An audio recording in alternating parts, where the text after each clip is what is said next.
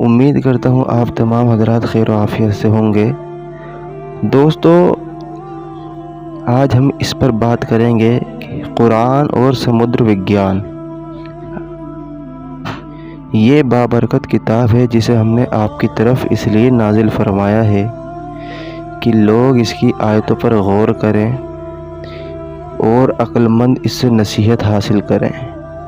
اللہ رب العزت نے قرآن میں فرمایا، نصیحت ہے عقل مندوں کے لیے، یعنی ان لوگوں کے لیے جو غور و فکر کرتے ہیں اس کی خلقت پہ اور پھر اس کی طرف رجوع کرتے ہیں، کیونکہ اس کی خلقت اس کے وجود کی گواہی دیتی ہے۔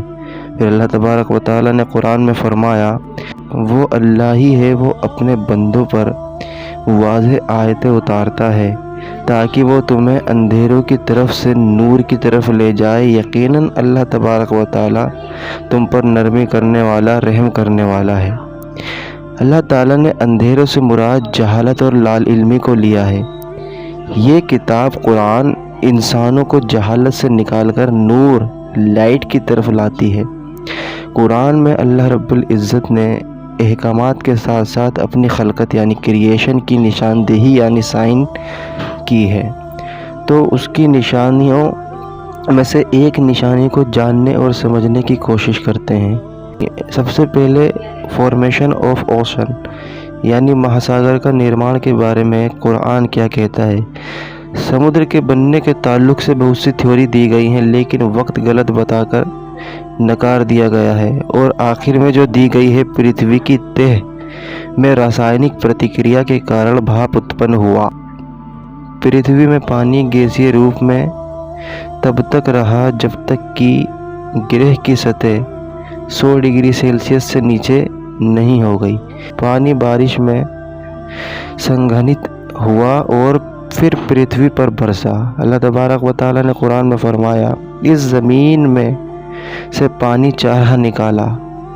قرآن کی یہ آیت کئی باتیں کی طرف اشارہ کرتی ہے، جیسے پانی کا زمین سے ہی نکلنا، زمین سے چارہ کا نکلنا، اور پانی کے بعد ہی پرتھوی جانداروں کے لیے رہنے لائق بنی۔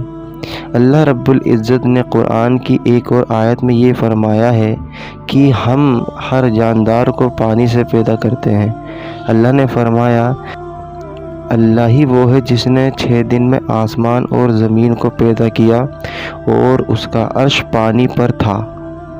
اس آیت کے تعلق سے عالم دین بیان کرتے ہیں کہ پرتھوی پہ پہلی بارش کے کئی سالوں تک پرتھوی پہ کوئی تخلیق نہیں ہوئی تھی۔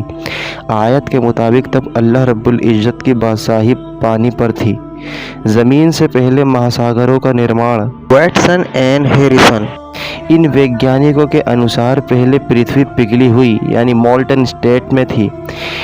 انہوں نے پشچم آسٹریلیا کے جیک ہیلس کی کاربن ڈیٹنگ کرتے ہوئے بتایا کہ یہ سب سے پرانے پتھر ہیں، یعنی 500 ملین پرانے۔ ان لوگوں نے اپنی تحقیق کے نتیجے میں یہ بتایا کہ پانی کے اوپر زمین بچھائی گئی ہے۔ زمین کے بچھنے اور پھیلنے کے ساتھ ساتھ سمندر بنا۔ اس سے پہلے موجودہ پانی کو سپر اوشن کہتے ہیں۔ اللہ تبارک و تعالیٰ فرماتا ہے، روئے زمین کے تمام درخت کی اگر قلم ہو جائیں اور تمام سمندروں کی سیاہی اور ان کے بعد 7 سمندر، اور تاہم اللہ کے کلمات ختم نہیں ہو سکتے، بے شک اللہ غالب اور باحکمت ہے۔ اللہ تبارک و تعالیٰ نے یہاں پر اپنے آپ کو، اپنی بڑائی کو واضح کرنے کے لیے ایک مثال بیان کی ہے۔ سمندر مہاساگروں میں جوالا مکھی، والکینو ان دا سی ان اوشن۔ اللہ تعالیٰ فرماتا ہے، اور قسم ہے بھڑکائے ہوئے سمندر کی، یعنی and by sea flood with fire. پرشانت مہاساگر پیسیفک اوشن کے چاروں اور آگ کا گھیرا رنگ آف فائر ہے، جس کی لمبائی 40,000 کلومیٹر۔ پوری دنیا کی جوالا مکھی کا 3/4 بھاگ اسی رنگ میں ہے، یعنی 452 جوالا مکھی موجود ہیں، اور 90% بھوکمپ اسی رنگ میں آتا ہے۔ عبداللہ ابن عمر رضی اللہ تعالیٰ عنہما کہتے ہیں کہ نبی اکرم صلی اللہ علیہ وسلم نے فرمایا، समुद्र का सफ़र ना करें मगर हज करने वाला या उम्रा करने वाला या अल्लाह की राह में जिहाद करने वाला, क्योंकि समुद्र के नीचे आग है और आग के नीचे समुद्र।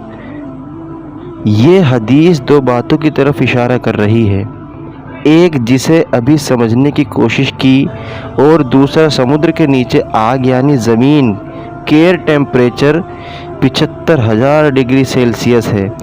समुद्र की सतह में दरारें और इन दरारों में उस्मा निकलती है। ये हदीस बताने वाले यानी नबी अकरम सल्लल्लाहु अलैहि वसल्लम ने ख़ुद समुद्र का सफ़र नहीं किया और ना ही साहिल समुद्र पे गए। तो सोचने वाली ये बात है कि इतनी बड़ी रहस्य सीक्रेट कैसे बता सकते हैं।